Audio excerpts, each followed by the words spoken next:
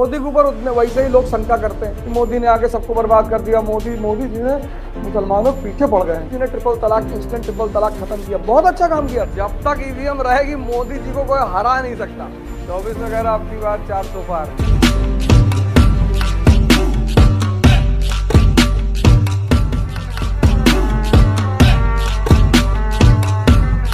तो चेंज होने में टाइम लगेगा भैया।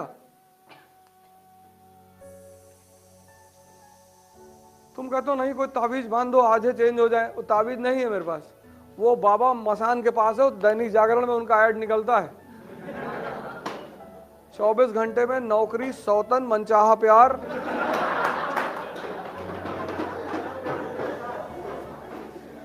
ये सब वही करा सकते हैं। ये भैया हम लोगों से ना हो पाएगा, तो तुम उनसे कांटेक्ट कर लो और सस्ते में नहीं पड़ जाओगे। 3-4-5 हजार लेते हैं ज्यादा से ज्यादा, बना के दे देंगे। घूमो।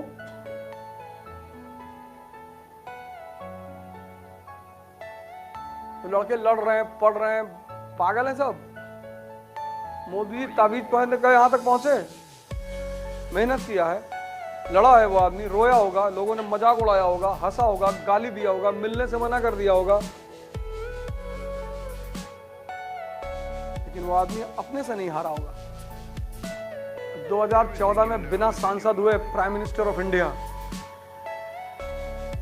अचीवमेंट है सर। गाली देना कौन सी बड़ी बात है कि हम मोदी जी को गाली देते हैं? गाली, तुम तो आसमान पे थूक रहे हो।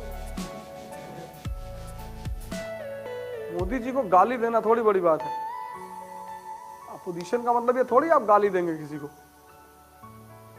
कितना रोया होगा वो आदमी, अकेले रहा होगा, कोई दोस्त नहीं, बीवी के साथ रहे ही नहीं। बिना पाल यहां लोगों की जिंदगी बीत जाती पार्षदी का टिकट मांगते मांगते। 20-20 साल से पार्टी में है, प्रधानी का टिकट नहीं मिल रहा है, बिना सांसद बने प्राइम मिनिस्टर। 2019 में लोग हार जाएंगे, फिर आया। 24 में कह रहा आपकी बात 400 पार। कॉन्फिडेंस है और ईवीएम है।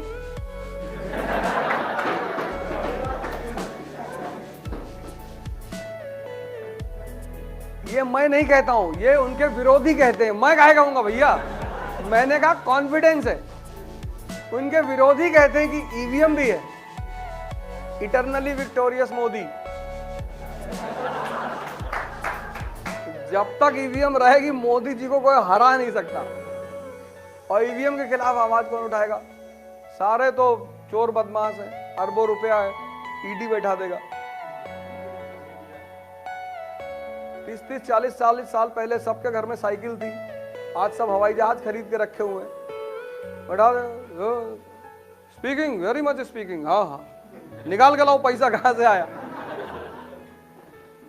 ममता बनर्जी से कुछ कर नहीं सकते थे, लेडी डेयरी के ईमानदार है, उसके पास कुछ है ही नहीं, साड़ी वाड़ी छोड़ के बेचारी सज्जन महिला है, तो उनके खिलाफ ईडी नहीं बैठाई जा सकती थी, तो बंगाल दे दिया।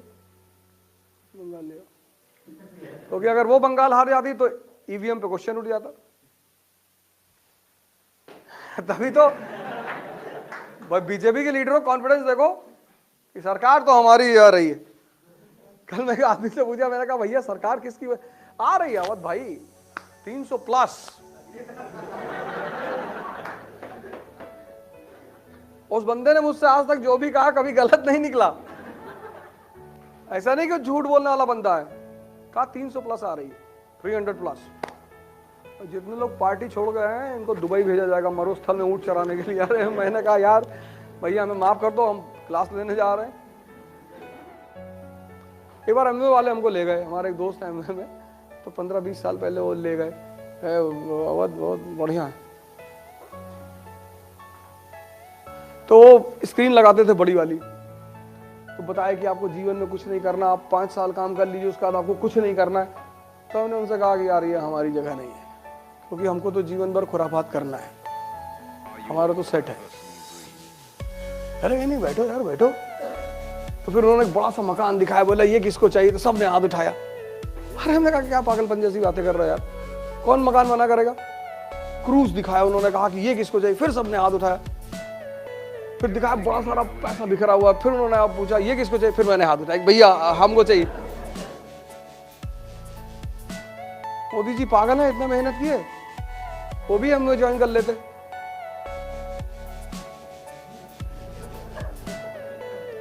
वो भी हम ज्वाइन कर लेते, 5 साल बाद 10 लाख रुपए महीना आता, पड़े रहते। एमवे ज्वाइन करना बुरा नहीं है, लेकिन इसलिए ज्वाइन करना कि मुझे जीवन में कुछ नहीं करना है, ये बुरा है।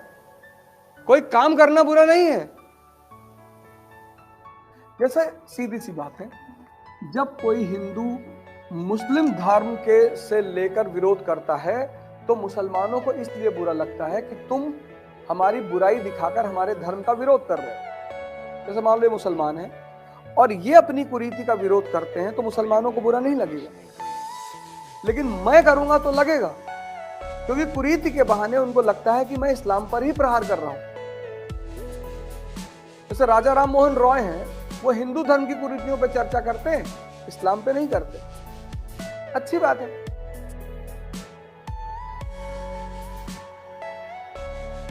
जैसे मोदी जी ने ट्रिपल तलाक, इंस्टेंट ट्रिपल तलाक खत्म किया, बहुत अच्छा काम किया था भाई साहब, काम में कोई कमी नहीं थी। लेकिन अगर वो 100 मौलानाओं को, उलेमा को बुलाकर और उनसे एक्सेप्टेंस लेटर ले लेते कि ये कह रही है निसार इधर जी, ये निसार डेलीगेशन ने इन्होंने कहा तो किया तो ज्यादा अच्छा। हमसे क्या मतलब? निसार बोलो जरा। नहीं, हमारी औरतें बहुत परेशान।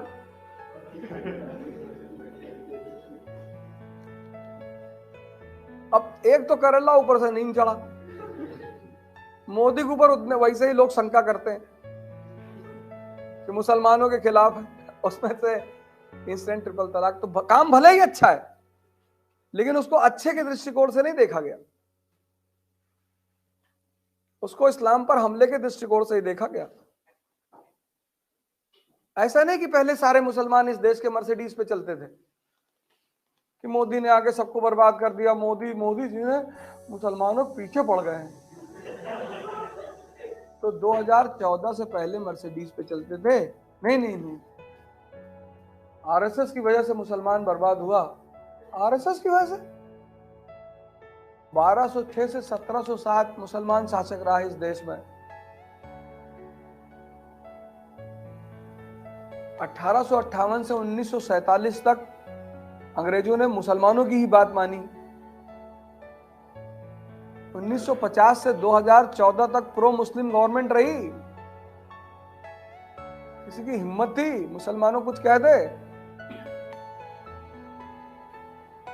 इस 7 साल में मुसलमान भिखमंगा हो गया और हिंदू सब अरबपति हो गए।